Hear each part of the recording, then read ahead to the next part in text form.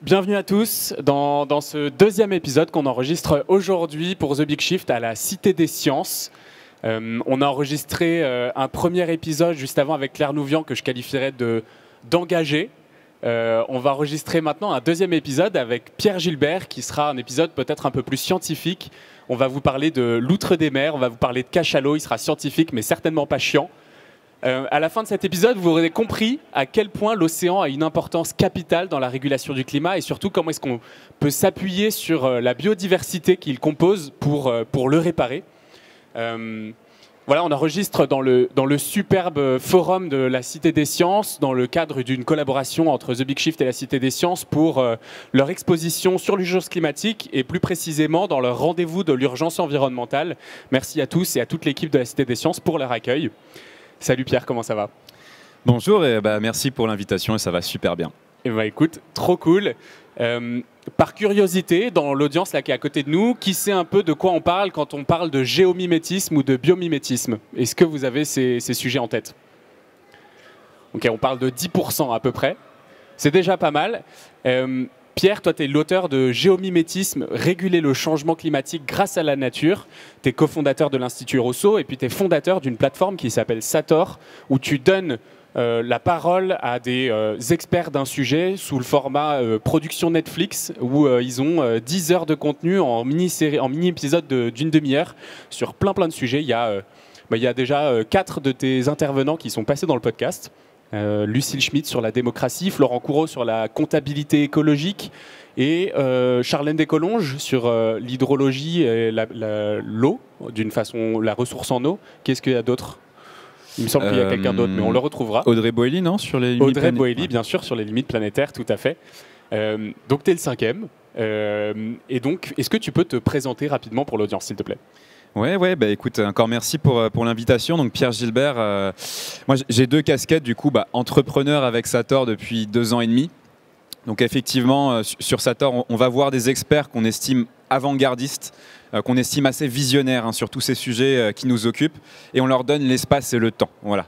On leur donne 10 heures en épisode d'une demi-heure pour aller vraiment au fond des choses, et on en ressort en tant qu'auditeur, mais semi-expert du sujet, quoi. Enfin, on essaye de casser un peu l'infobésité permanente, cette espèce de grésillement informationnel qui ne nous fait pas forcément comprendre ce qui se passe. Donc ça, c'est ma casquette d'entrepreneur. Et puis, à la base, mon métier, c'est d'être prospectiviste en matière de risque climatique. Donc en gros, ma mission, initialement pour le ministère des Armées d'ailleurs, c'était de comprendre comment le changement climatique allait impacter davantage nos sociétés dans les prochaines décennies et a fortiori sur les enjeux sécuritaires. Donc, je brassais comme ça une certaine quantité de matières scientifiques, de chiffres, de modélisation, etc. Et je devais traduire ça en langage intelligible pour les politiques publiques et tant et si bien que, pris dans cette espèce de machine à laver perpétuelle de mauvaises nouvelles, parce que les chiffres du climat, ils ne sont pas réjouissants, à un moment, je me suis posé la question de que faire, moi, pour apporter une petite brique de positivité dans tout ça, parce que j'ai cette chance d'être dans la matière scientifique à assez haut niveau, parce que je synthétise beaucoup de travail de chercheurs, voilà, j'ai cette chance-là. Il y a aussi du positif dans la science. Et la science, en tant que telle, elle ne nous condamne pas sur le plan climatique. Pour moi, c'est plutôt l'inaction politique qui nous condamne. Et donc, comme ça, je suis parti chercher tous les petits éléments scientifiques, notamment sur la biodiversité, mais qui nous permettent d'envisager des pistes concrètes pour réparer la planète et réparer le climat. Voilà. Ce qui m'intéresse, c'est comment est-ce qu'on peut aider la biodiversité à absorber du CO2 et donc refroidir l'atmosphère. Et c'est ça le géomimétisme. Alors, c'est normal que vous ne connaissiez pas parce que c'est un néologisme. C'est une contraction entre biomimétisme, donc le fait de s'inspirer du vivant en tant que société pour nos produits industriels, pour nos modes d'organisation. Voilà. Biomimétisme, on mime le vivant. Et géo, c'est la Terre, le climat. Et donc, c'est un terme qui s'oppose à celui de géo-ingénierie. Hyper intéressant. A priori, c'est quand même pas la conseillère d'orientation qui t'a conseillé ce type de métier au lycée. Comment est-ce que tu te retrouves là-dedans? Les mystères des synchronicités de la vie, mais moi, il se trouve que j'ai toujours été passionné par les sciences depuis tout petit. Je pense que c'est d'ailleurs assez constitutif dans un itinéraire personnel, le temps d'exposition à la nature quand tu es gamin. Voilà. Donc, moi, j'ai eu cette chance de passer beaucoup de temps dehors petit à examiner tout un tas de petits têtards dans les mares, des petits insectes, des petits poissons dans les mares, parce que je suis originaire de Basse-Normandie. Et donc j'allais pêcher à l'épuisette comme ça des petits poissons dans les mares. Puis il y a une quinzaine d'années, je me suis rendu compte qu'il n'y avait plus du tout de ces petits poissons dans les mares. Alors que quand j'étais tout petit, il y avait une certaine abondance. Donc c'est quand même des choses qui m'ont mis un peu sur le plan sensible, un peu la puce à l'oreille hein, sur l'effondrement du vivant. Et progressivement, j'ai senti l'appel de me consacrer beaucoup plus à ça, même si j'avais fait des études qui portaient surtout sur les sciences politiques. Voilà. Tu parlais du coup de s'opposer à la géo-ingénierie. Alors on a enregistré un épisode il y a 2 semaines avec Marine de Guglielmo, spécifiquement sur la géo-ingénierie et à quel point en fait ces technologies de modification du climat sont en train de nous pousser dans un environnement où on se dit que de toute façon on va pouvoir faire mieux d'ici 10 ans. Pourquoi est-ce que toi du coup ça vient à rebours de ce terme, le géomimétisme? Alors peut-être pour comprendre ce qu'est la géo-ingénierie c'est l'ensemble des techniques qui visent à modifier directement le climat, plutôt des technologies, parce que voilà, on va parler de choses comme la modification du rythme des pluies, l'ensemencement des nuages. On va parler de choses comme le fait de faire rebondir les rayons du soleil avec des aérosols qu'on envoie dans l'atmosphère, hein, qui font des microparticules qui font mini-miroirs et qui font rebondir comme ça une partie de l'énergie solaire pour refroidir la Terre. Donc ça, c'est la géo-ingénierie solaire. Et puis, on va aussi parler de la géo-ingénierie de la captation du CO2. Ça, c'est tout un tas de gens, des industriels, et souvent des industriels issus des milieux pétro-gaziers, qui vous expliquent qu'on va absorber du CO2 avec des gros aspirateurs. Hein, grosso modo, c'est ça, la géo-ingénierie du carbone. Et quand on fouille un petit peu sur qui porte ces projets, on se rend compte que ça fait partie de la feuille de route de l'industrie pétro-gazière pour gagner 15 ans de business as usual. Pourquoi? Parce qu'en disant à des responsables politiques que les solutions technologiques arrivent, on les dissuade de l'urgence d'agir, et notamment sur les énergies fossiles. Et pour moi, c'est une espèce de paravent, c'est une espèce d'écran de fumée, parce que sur le plan technique, ça ne marche pas du tout, et on n'est vraiment pas proche de ce que ça marche. Aujourd'hui, si vous voulez absorber beaucoup de CO2 avec des gros aspirateurs, c'est très très compliqué, ça demande beaucoup de métaux, ça demande beaucoup d'énergie, ça demande beaucoup d'eau. On est très mauvais pour stocker le CO2 sous le sol, donc on est très très loin d'être opérationnel et encore plus à grande échelle là-dessus. Donc je me suis dit, on a un truc qui fonctionne très bien depuis 3,6 milliards d'années, qui s'appelle la biodiversité, le vivant, qui sait très très bien stocker du carbone. Et pourquoi pas essayer de montrer aux gens combien justement ces puits naturels de carbone peuvent stocker concrètement de CO2 dans les prochaines années et quelle partie ça peut remplir entre guillemets de notre mission d'objectifs climatiques. Alors aujourd'hui, dans le cadre du partenariat avec la Cité des Sciences, on va parler beaucoup plus de géomimétisme océanique, puisque l'océan, c'est un peu le thème de cette semaine, des rendez-vous de l'urgence environnementale. Pourquoi est-ce que le géomimétisme océanique, il est aussi important? Qu'est-ce qu'il représente je dirais, en rapport de tout le reste? Alors, donc le géomimétisme, c'est l'ensemble des politiques publiques, entre guillemets, qui aident la biodiversité à absorber du carbone. Voilà, donc on parle là surtout de ce qu'on appelle les puits naturels de carbone. Il y en a 5, grosso modo, qui sont les forêts. Hein. Spontanément, évidemment, on pense aux forêts pour stocker du carbone, et on a raison, parce que c'est un des puits naturels de carbone les plus puissants. On a les sols agricoles quand on fait de l'agroécologie, on a les zones humides qui absorbent énormément de carbone aussi, on a les prairies, le permafrost, et puis on a les océans. Et c'est quelque chose qu'on connaît beaucoup moins pour le coup, mais les océans régulent évidemment le climat, on va en parler. Sans les océans, il ferait 9 degrés supplémentaires, enfin, comment dire, sans la capacité d'absorption thermique des océans sur les 2 derniers siècles, hein, depuis la révolution industrielle, avec notre réchauffement climatique, il ferait plus 9 degrés sur les continents. Heureusement pour nous, les océans ont absorbé une partie colossale de cette énergie thermique supplémentaire, de par sa masse et de par sa nature physique, hein, c'est de l'eau, c'est pas de l'air, donc c'est beaucoup plus dense. Mais autant vous dire que on a très très intérêt à comprendre comment les océans stockent du carbone, hein, c'est ce qu'on va aborder maintenant, et à comprendre comment est-ce qu'on peut les y aider. Parce que là, vu qu'on est en train de les détruire, on les empêche de stocker aussi tout ce carbone dont on a besoin qu'elles stockent. Aujourd'hui, donc, les océans, ils réceptionnent à peu près 93% de l'énergie supplémentaire qui est générée par le réchauffement climatique. Donc ça veut dire que c'est les 7% restants, c'est les terres. Donc c'est énorme, monumental. Qu'est-ce que ça représente en termes d'énergie à peu près? Alors c'est vrai que ça peut paraître être des grands chiffres abstraits comme ça, hein. Effectivement, 93% de l'énergie supplémentaire qu'emmagasine la biosphère à cause du réchauffement climatique, à cause de l'humain, est absorbée dans l'eau des océans. Pour vous donner une idée, ça correspond à 4,5 bombes nucléaires d'Hiroshima par seconde d'énergie thermique absorbée dans les océans. Voilà. Là, vous prenez la mesure de l'impact climatique qu'a l'humanité. C'est une demi-bombe d'Hiroshima par être humain depuis 2 siècles, hein, d'énergie thermique qu'on a envoyée dans les océans. Voilà. Voilà ce que c'est que le changement climatique. Et donc, évidemment, le fait d'absorber toute cette énergie n'est pas sans conséquences pour l'océan. Il y a 2 grandes conséquences majeures, hein, de destruction, entre guillemets. Une première qui s'appelle tout simplement le réchauffement des océans, puisque voilà, sur les 80 premiers centimètres des océans, eh bien, on a gagné 1 degré en quelques décennies. Donc ça va aussi vite dans les océans qu'à la surface de la Terre. Et puis, qui dit des eaux plus chaudes, dit des eaux plus stratifiées. Il faut savoir que dans l'océan, vous avez grosso modo une couche de surface qu'on appelle la couche photique, qui est en contact avec la lumière du soleil. Et puis vous avez des couches obscures, beaucoup plus froides, qui ne se mélangent pas. C'est-à-dire que l'océan, il faut imaginer une sorte de tapis roulant, où vous avez 2 couches qui ne se mélangent pas. Elles se mélangent à certains endroits par un mécanisme de tapis roulant, mais ces couches-là, voilà. Et donc, elles sont de nature différente. L'eau, plus elle est chaude, moins elle absorbe d'oxygène.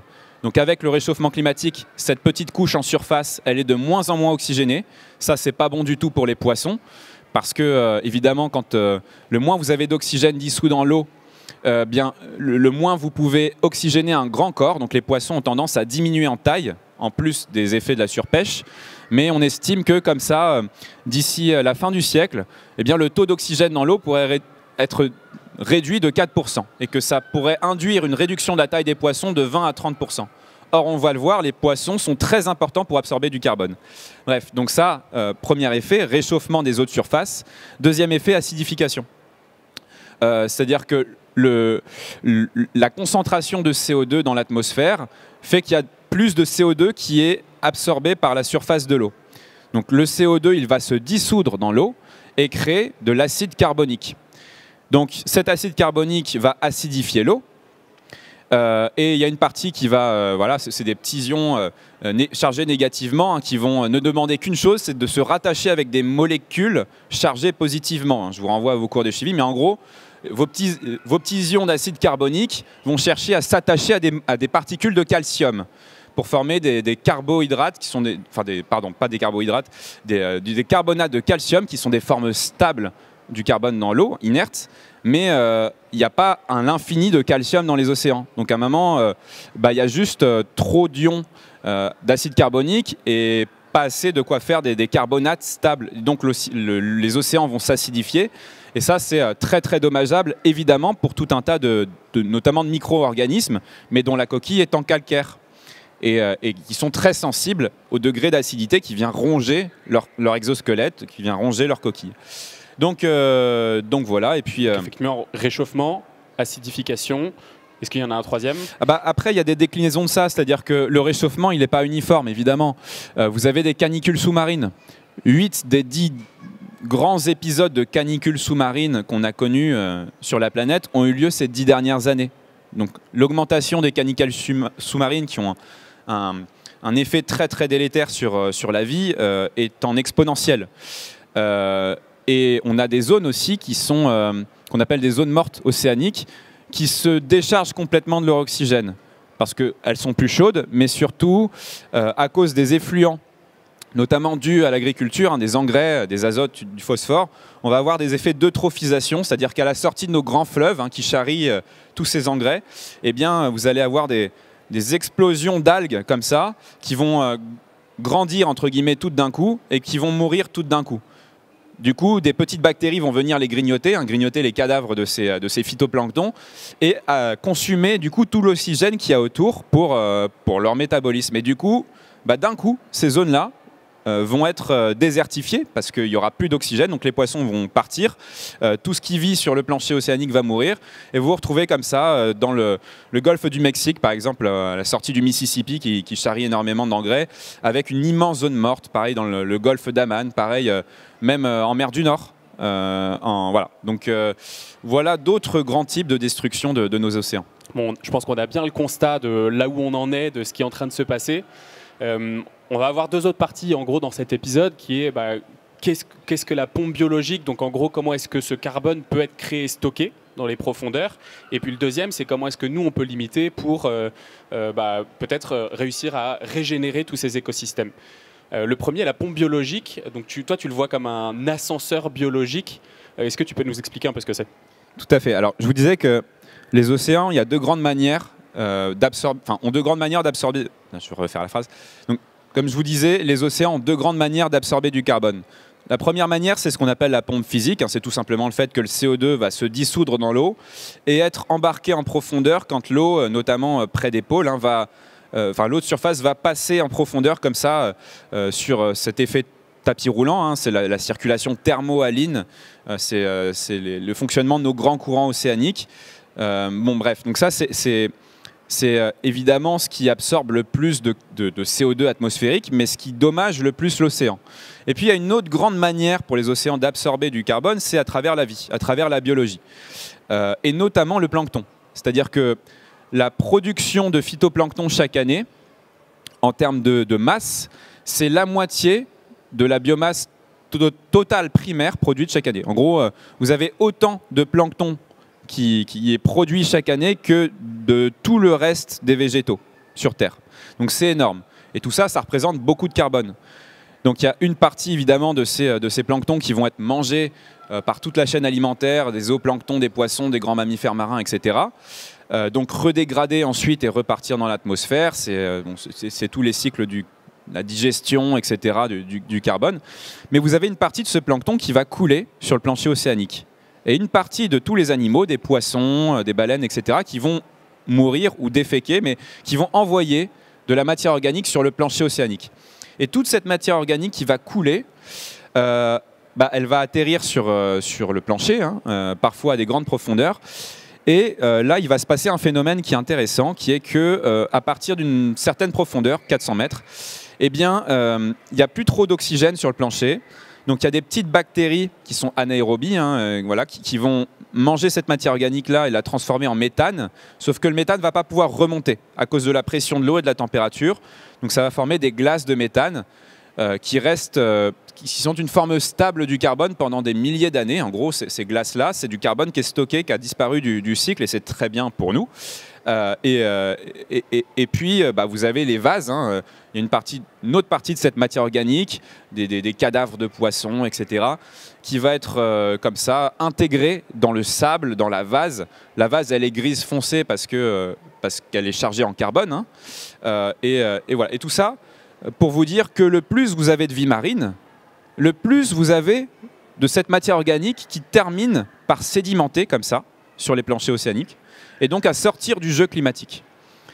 Donc conclusion de ça, le plus on a de vie marine, le plus on a de poissons, le plus on a de baleines, on va y revenir, le plus on aura de plancton et donc le plus on aura de CO2 comme ça qui va être absorbé par ces végétaux marins.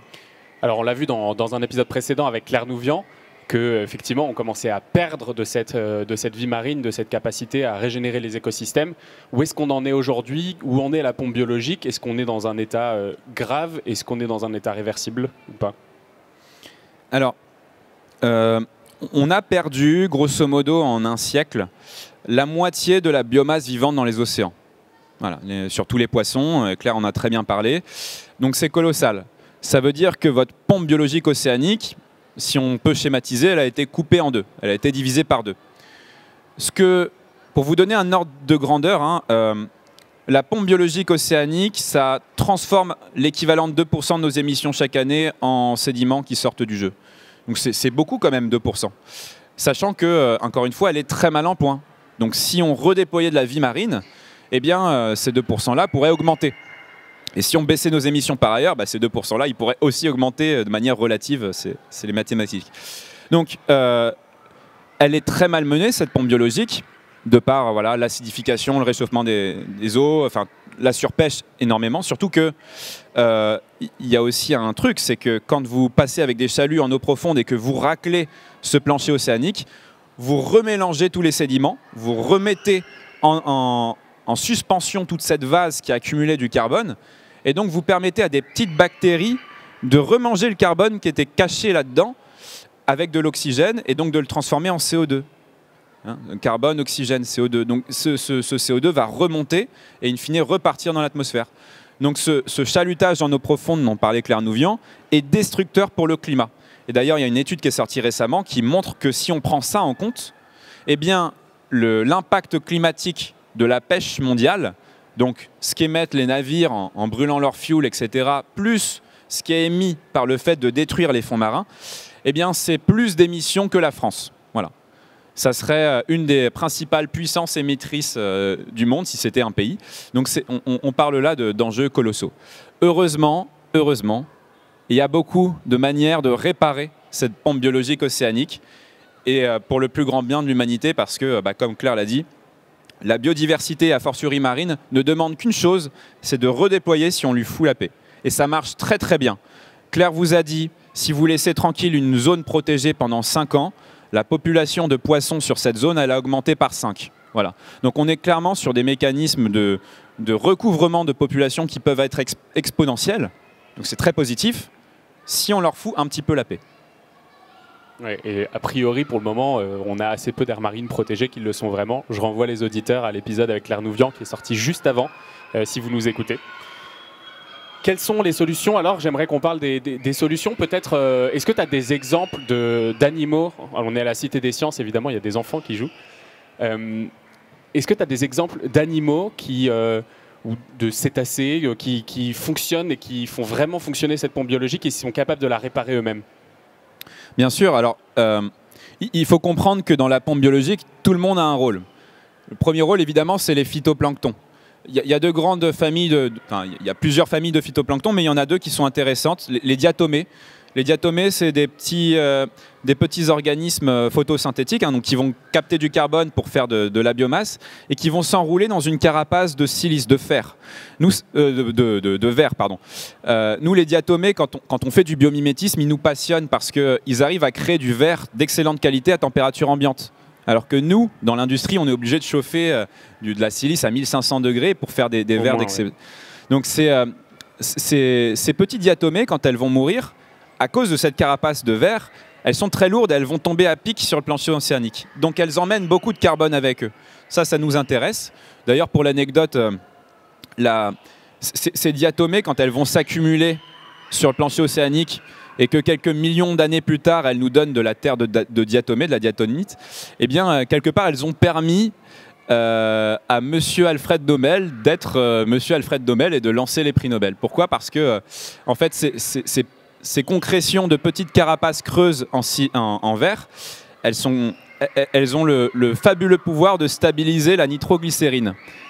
Alfred Nobel, c'est l'inventeur de la dynamite. La dynamite, c'est de la nitroglycérine dans des cadavres de diatomée, donc de la diatomite, et ça, vous pouvez en faire des bâtons et le transporter. Voilà, donc bon, ça c'était pour l'anecdote. Donc voilà, les diatomées, et puis l'autre grande variété de phytoplancton qui nous intéresse particulièrement, c'est les coccolithophores. Alors on adore ce mot, mais en gros, ça ressemble à des petites étoiles de la mort dans Star Wars. Voilà, c'est des petites boules dans des carapaces de carbonate de calcium, de calcaire, et en fait, elles ont la propriété d'absorber comme ça du carbone dissous pour faire sa carapace et d'envoyer ce calcaire sur le fond et quelques millions d'années plus tard, ça nous donne de la craie. Voilà. Donc ça, c'est pour l'aspect plancton essentiel. C'est le principal pourvoyeur de CO2, enfin de transformateur de CO2 en refroidissement climatique quelque part. Donc on a tout intérêt à ce que ce plancton se multiplie au maximum. Et la solution pour ça, c'est les baleines.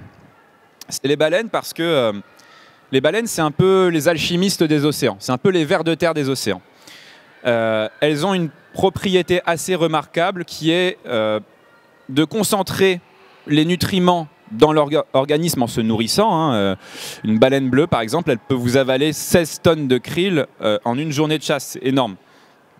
Et puis, les baleines, elles vont aller nager au cours de leur migration et déféquer ce purin, on dit purin pour les baleines, mais qui est extrêmement riche en azote, en phosphore, en fer, qui sont les éléments limitants pour la croissance du plancton. Donc à chaque fois qu'une baleine défèque, elle permet une petite explosion de vie autour d'elle. Hein. Le plancton se redéploie, va être remangé par toute la chaîne biologique, une partie va couler, etc.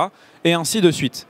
Donc les baleines, comme ça, de proche en proche, diffusent la vie jusqu'à très très loin dans les océans, qui sont sinon des déserts biologiques. Hein. Si vous allez au milieu du Pacifique, il n'y a pas grande vie qui tient, et la plupart du peu de vie qu'il y a, c'est parce qu'il y a des baleines qui font des migrations sur ces transits-là. Peut-être pour l'expliquer autrement, si vous prenez... parce que ça vaut le coup que je vous donne quelques chiffres quand même. Parce que, en gros, si vous voulez, du côté de l'Antarctique, l'Antarctique c'est une des zones les plus riches en baleines. Et ces baleines-là, elles vont apporter les nutriments issus de l'Antarctique partout dans les océans.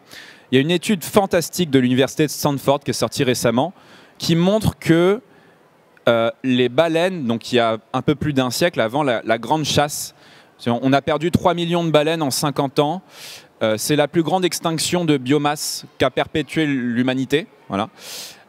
Et si on recouvre, et quand ces baleines étaient à leur plein potentiel de population, hein, il y a 2 siècles, eh bien, elles emmenaient tellement de nutriments depuis l'Antarctique, et notamment de fer, qu'à elles seules, les 4 principales baleines de l'Antarctique donnaient naissance à 11% de toute la vie marine.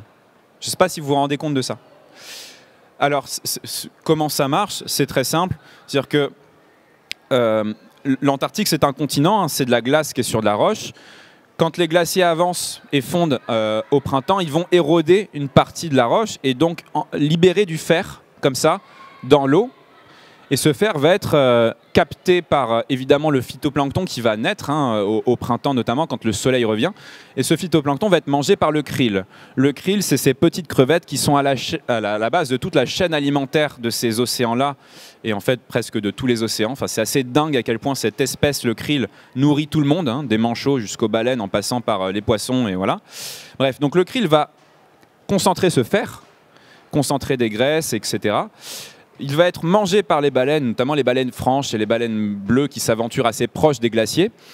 Et ces baleines vont aller migrer plus loin et apporter ces précieuses cargaisons et permettre comme ça au fer de se diffuser un peu partout dans les océans. Donc c'est passionnant, et si on reconstitue les populations de baleines, eh bien, de par la vie qu'on rediffuse ainsi, eh bien, on peut capter beaucoup de carbone. Et votre serviteur s'est amusé à faire ce genre de calcul. Donc je vous donne le résultat. Si on reconstitue les populations de baleines à leur plein potentiel, eh bien, chaque année, elles pourraient nous permettre à elles seules de séquestrer à peu près l'équivalent d'1% de nos émissions, de par voilà, diffuser la vie mondiale, du phytoplancton, ouais, de nos émissions mondiales. Donc c'est quand même énorme hein, quand on y pense. Il y a d'autres mécanismes hein, par lesquels les baleines stockent du carbone. Hein. Un cadavre de baleine qui tombe sur le plancher océanique, bah, c'est beaucoup de carbone qui est enfoui hein, d'un coup. Bon, tout ça est absolument passionnant. Mais bon, je vous ai parlé du plancton, du plus petit, je vous ai parlé des baleines qui permet au plancton de renaître. Vous voyez que c'est dans le vivant, on a une logique de l'abondance qui est très très différente que nous dans notre économie. C'est-à-dire que souvent les prédateurs permettent un essor des proies, ce qui est très contre-intuitif. Hein. Nous, l'économie classique nous a raconté qu'on joue dans un jeu à somme nulle et que s'il y en a qui s'enrichissent, c'est parce que d'autres perdent. Mais dans le vivant, c'est très très différent. L'abondance est partagée. C'est-à-dire quand il y avait 10 fois plus de baleines qu'aujourd'hui en Antarctique, il en fallait du krill pour nourrir toutes ces baleines. Bien, il se trouve que les baleines entretiennent le plancton qui nourrit le krill, qui nourrit les baleines. Et que c'est une effervescence, c'est une abondance qui est perpétuellement maintenue. Donc ça, c'est assez inspirant. Donc je vous ai parlé des plus petits, le plancton, je vous ai parlé des plus grands, les baleines, mais les autres espèces aussi ont un rôle clé. Et peut-être que, est-ce que tu veux que je te parle par exemple du rôle des poissons qui est méconnu? Oui, complètement. Et puis après, j'aimerais bien qu'on passe à la loutre des mers. Oui, je te promis la loutre. Mais non, parce qu'on parlait de pêche tout à l'heure avec Claire. Ce qu'on sait moins, c'est que les poissons ont un rôle climatique qui est assez central. Pourquoi? Parce que les poissons, ils vivent dans une eau qui est salée, ils ont besoin de s'hydrater, et donc ils absorbent de l'eau de mer en permanence, et donc ils ont les reins qui carburent. Les reins des poissons doivent extraire le sel de leur organisme en permanence, et ce faisant, ils vont former des petites boulettes de carbonate de calcium. Ils vont absorber de l'acide carbonique, du calcium, englober tout ça dans des petites boulettes de sel et les déféquer. C'est ce qu'on appelle des fesses pour les poissons. Et ça va tomber sur le plancher océanique et emmener comme ça un peu de carbone. Tant et si bien qu'on on se rend compte que près des bancs de poissons, les eaux sont moins acides.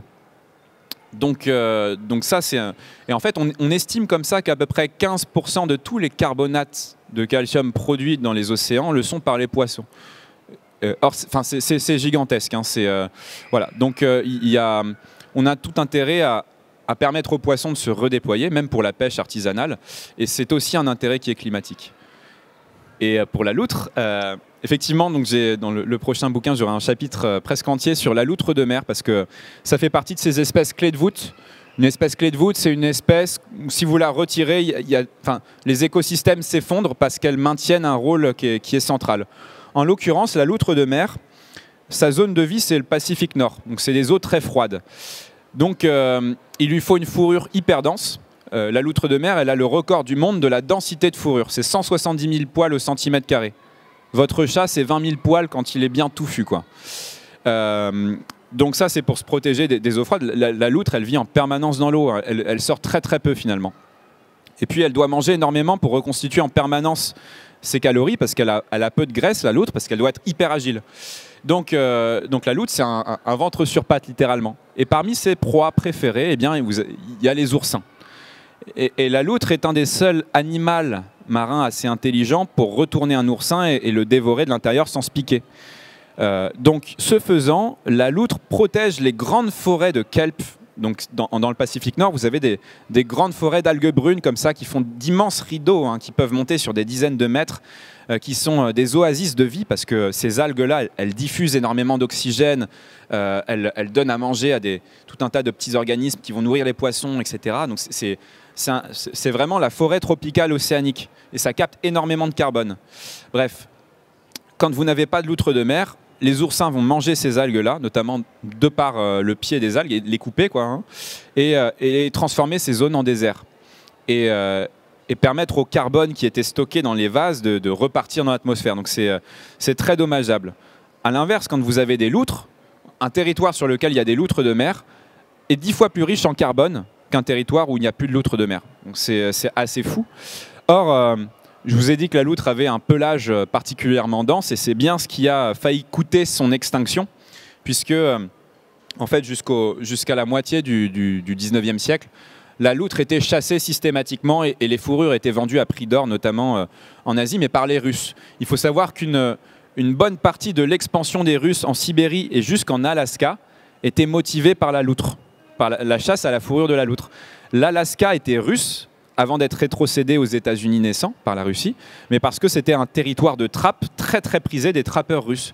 Et donc ils ont exterminé comme ça la plupart des loutres. On a vraiment frôlé l'extinction, et à un moment il n'y avait plus que 2000 individus. Alors qu'à la base il y en avait peut-être 1,5 million. Enfin, voilà. Et puis d'ailleurs, quand l'Alaska s'est vidé en loutres, les Russes, il n'y avait plus trop d'intérêt à maintenir ces terres lointaines, donc c'est là qu'ils les ont revendues aux États-Unis. Donc c'est quand même assez fou. Bref, donc je me suis amusé à faire le petit calcul suivant, qui est que si on réintroduisait la loutre sur son espace originel, combien de carbone ça nous permettrait d'absorber?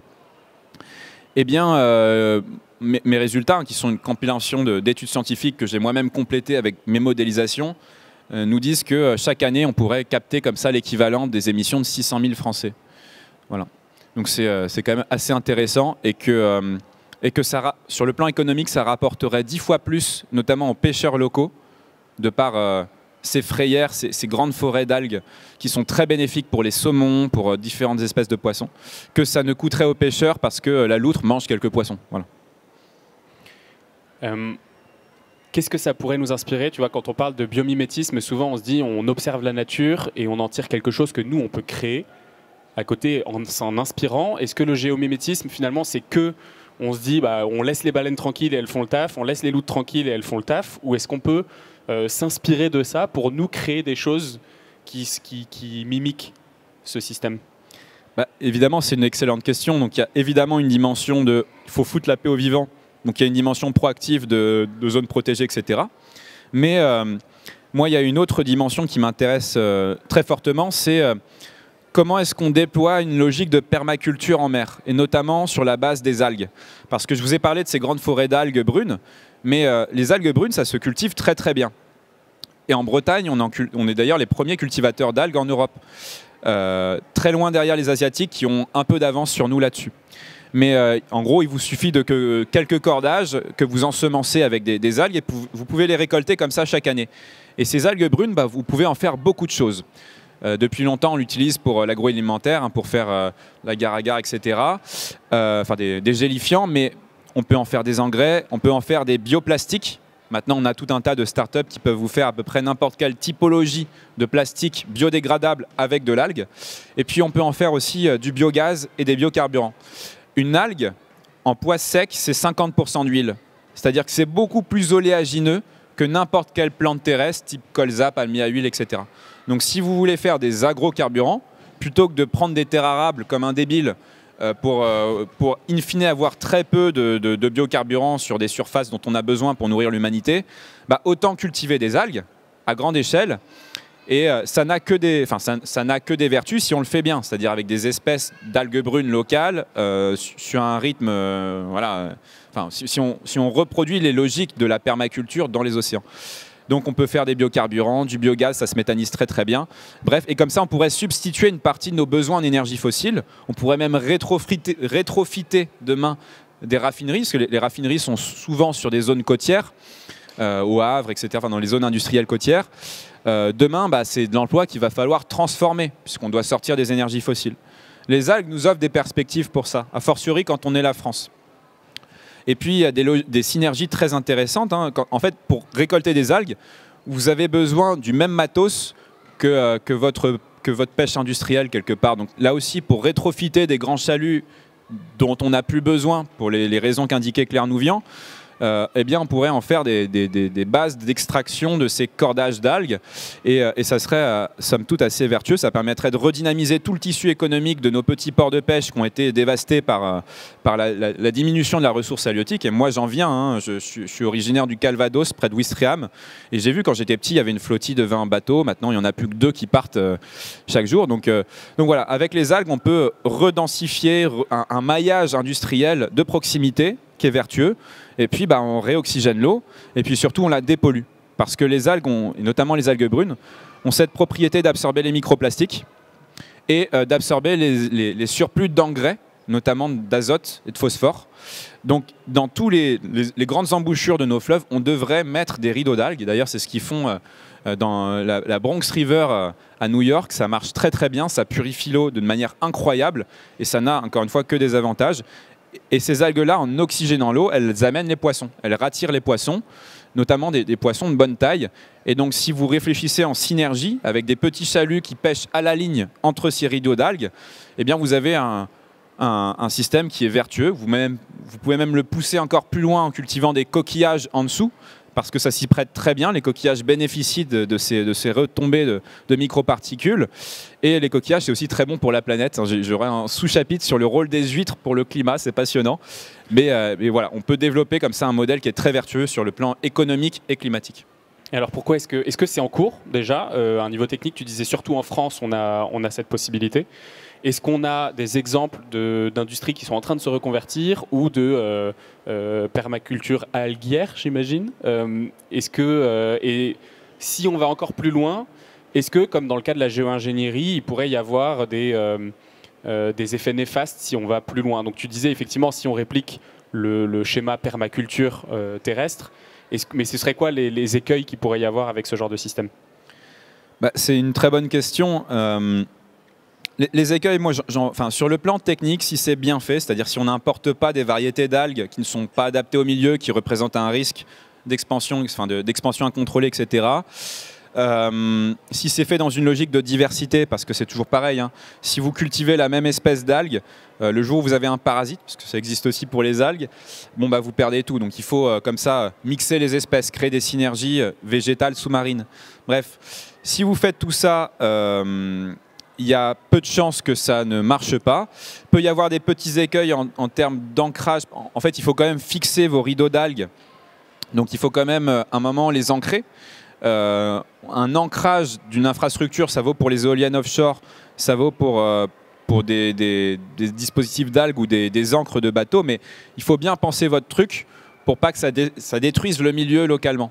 Parce que, par exemple, vous avez un problème avec les éoliennes offshore, même si par ailleurs je trouve que c'est très intéressant pour la transition, mais c'est les traînées de sédiments. C'est-à-dire que vous avez des courants marins qui vont un peu comme vos pieds, vous savez, quand vous mettez vos pieds, qu'une vague arrive sur la plage, quand la vague repart, ça creuse un sillon, ça ramène des sédiments. Mais c'est le même principe avec des mâts que vous plantez dans le sol.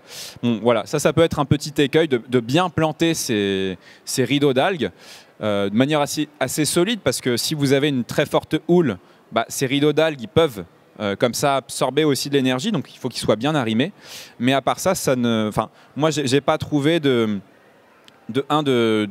mauvaises expériences, parce que les Asiatiques, pour le coup, notamment les Sud-Coréens, mais pas que, hein, du côté de Hong Kong, en fait, dans tout le delta de la rivière des Perles, on a aussi des dispositifs de culture d'algues qui sont, voilà, qui ont plutôt que des avantages.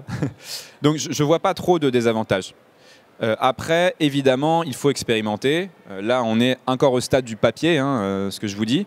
Et ça nécessite un changement de mentalité. Déjà, quand vous avez prélevé du poisson toute votre vie avec un matériel qui est adapté à la pêche, accepter de passer au végétal, c'est très loin de votre imaginaire. Donc, bon, c'est là où voilà, y a une réflexion de comment tu crées une filière, parce que même cette filière d'algues, il faut pouvoir la rentabiliser à terre. Enfin, voilà, il y a toute une dimension de création de filière qui nécessite que l'État retrouve aussi un rôle stratège, un rôle un peu gaulliste écolo, quoi. Voilà, mais de mettre ensemble des entreprises, des régions, des départements, des politiques publiques pour que tout soit prêt, en fait, et qu'il y ait des incitations économiques. Et bon, si on arrive à faire tout ça, compte tenu du fait que nos pêcheurs, ils n'ont plus trop le choix, et qu'on peut aussi légiférer pour empêcher la pêche industrielle trop destructrice, peut-être qu'on peut construire comme ça, en 20 ou 30 ans, un secteur assez robuste, du moins en France. Trop bien. Avant qu'on conclue, et si vous voulez préparer des questions, vous pourrez, juste après celle-là, vous poser les vôtres. Pierre, si tu devais résumer l'importance en gros de l'océan, de tout ce qu'on vient de dire, en une seule phrase, ce serait quoi ce qui te viendrait en premier à l'esprit? Ce qui me vient en premier à l'esprit, c'est qu'on n'a pas la mer par hasard. Et que sans les océans, voilà, notre planète bleue, il n'y a pas de climat stable. Et il n'y a pas ce côté nourricier qu'ont nos propres mers. Donc pour moi, on doit protéger la mer autant que nos mers. Enfin, pardon, c'est vraiment ce qui me vient spontanément. Mais la dimension terre-mer et mer-terre, pour moi, est très importante dans cette flamme de l'engagement-là, quoi. Est-ce qu'il y a des questions dans l'audience ?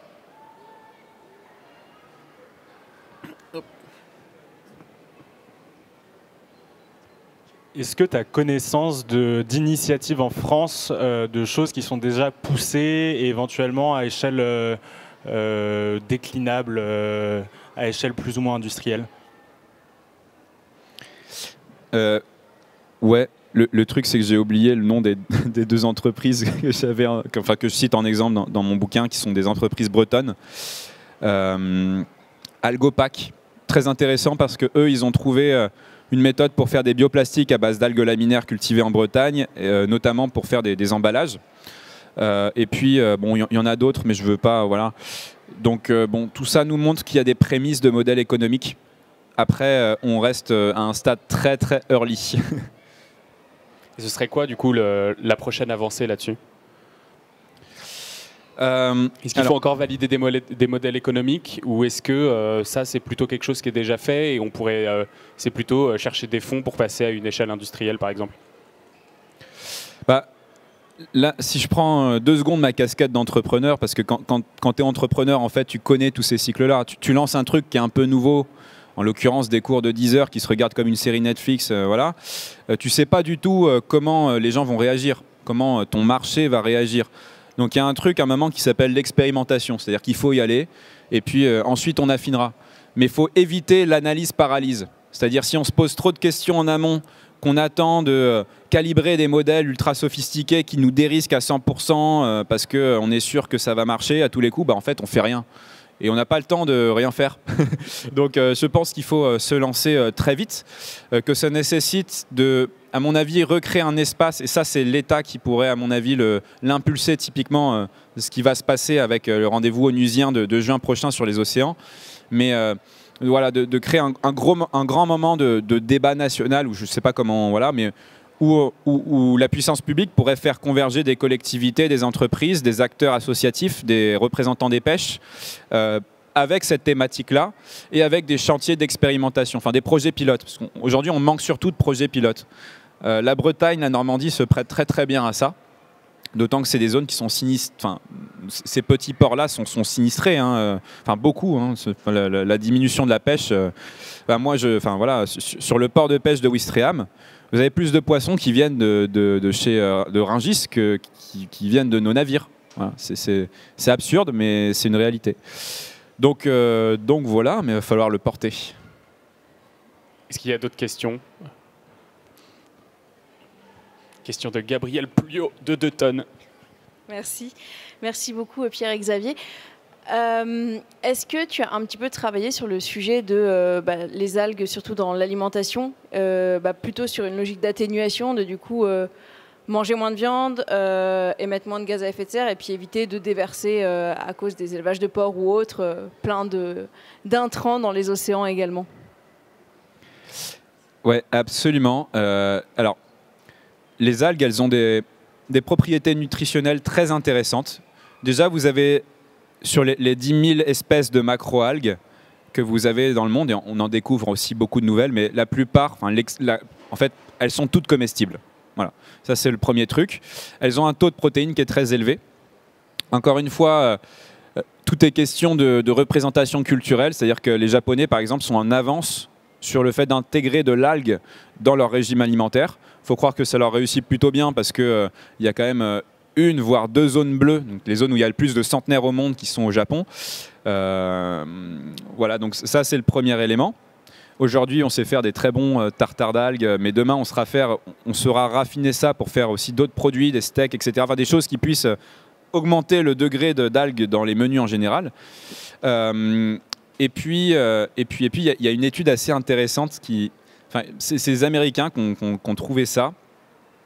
Donc là, c'est les algues, mais c'est aussi les coquillages. Je vous parlais des coquillages, qui se cultivent d'ailleurs en très bonne synergie avec les algues. Mais si vous prenez les huîtres, les huîtres filtrent énormément d'engrais, de phosphore, d'azote, de microparticules, etc. pour produire pas mal de protéines et dans leurs coquilles stocker beaucoup de carbone. Et les coquilles d'huîtres, c'est du carbone qui est stabilisé. Hein. Vous pouvez, ça sort du cycle, donc c'est très bien.